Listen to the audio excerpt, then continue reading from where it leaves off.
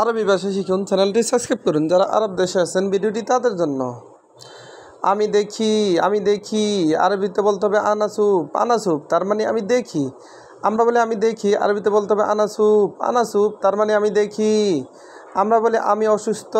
আমরা বলি আমি অসুস্থ, আরবিতে বলতে হবে আনামারিদ। আনামারিদ তার মানে আমি অসুস্থ। আনা মারিদ তার মানে আমি অসুস্থ।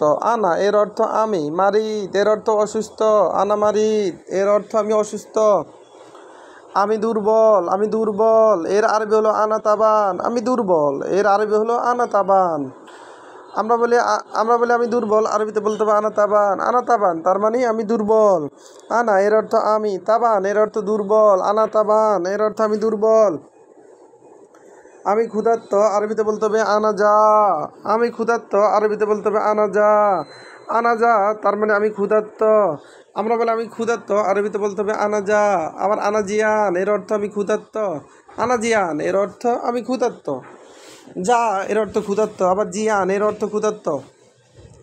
আমি ব্যস্ত এর আরবি হলো আনা মশগুল। আমি ব্যস্ত এর আরবি হলো আনা মশগুল। আনা মশগুল এর অর্থ আমি ব্যস্ত। আমরা বলি আমি ব্যস্ত, আরবিতে বলতে হবে আনা মশগুল। আনা এর অর্থ আমি, মশগুল এর অর্থ ব্যস্ত। আনা মশগুল তার মানে ব্যস্ত। আবার আনা মাফি মশগুল এর অর্থ আমি ব্যস্ত না।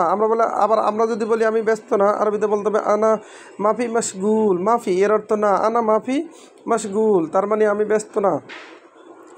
আবার আমরা বলি আমরা জানি এর আরবি হলো আনা মালুম। আমরা জানি এর আরবি হলো আনা মালুম। আমি পারি এর আরবি হলো আনা মালুম। আনা মালুম তার মানে আমি জানি, আনা মালুম তার মানে আমি পারি। এখানে মালুম এর অর্থ জানি, আবার মালুম এর অর্থ পারি। আমি যাই এর আরবি হলো আনারু। আমি যাই এর আরবি হলো আনারু। আনারু তার মানে আমি যাই। আমি যাই তার মানে আনারু। আমরা বলি আমি যাই, আরবিতে বলতে হবে আনারু। আনা এর অর্থ আমি, রু এর অর্থ যাও, বা রু এর অর্থ যাই। আবার দেখুন, আমি দেখি এর আরবি হলো আনাসুপ। আনাসুপ এর অর্থ আমি দেখি। এখানে আনা এর অর্থ আমি, সুপ এর অর্থ দেখি, সুপ এর অর্থ দেখা বা দেখি। আনাসুপ তার মানে আমি দেখি। আমি অসুস্থ তার মানে আনামারিদ। আনামারিদ তার মানে আমি অসুস্থ। আমরা বলি আমি অসুস্থ, আরবিতে বলতে হবে আনামারিদ।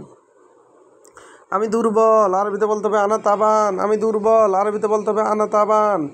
আনা তাবান তার মানে আমি দুর্বল এর আরবি হলো তাবান। আমি ক্ষুধার্ত, আরবি হলো আনাজিয়ান। আমি ক্ষুধার্ত, আরবি হলো আমি ক্ষুধার্ত, আরবিতে বলতে হবে আনাজা। আবার আনাজিয়ান এর অর্থ আমি ক্ষুধার্ত। আনাজিয়ান এর অর্থ আমি ক্ষুধার্ত। আনাজা এর অর্থ আমি ক্ষুধার্ত। আমি ব্যস্ত, আরবিতে বলতে হবে আনা মশগুল। ভিডিওটি ভালো লাগলে অবশ্যই সাবস্ক্রাইব করুন এবং শেয়ার করুন। ভুল হলে ক্ষমা করবেন।